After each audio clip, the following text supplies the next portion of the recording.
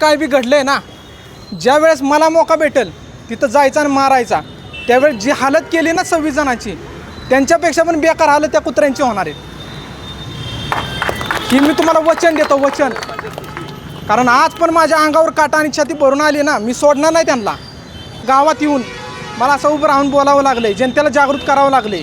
काय चाललंय काय देशामध्ये, धर्म आणि जात विचारून जर तुम्ही एकमेकाला गोळ्या मारत असाल, पॅन्टी काढून बघत असाल, चेक करत असाल, फक्त लालच आहे ना, मग कशाला जातीवाद? आम्ही उभं राहून देशाच्या सीमेवर उभं राहून छातीमध्ये गोळ्या घ्यायला तयार आहे.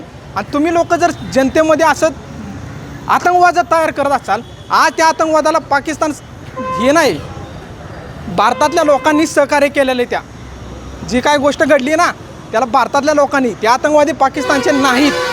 त्यांना सहकार्य जे घडलं आहे ते पाकिस्तानच्या कनेक्शनमध्ये भारतातल्या लोकांनी त्यांना सहकार्य केलेलं आहे. मग असं का घडतंय? कशासाठी करताय तुम्ही असं?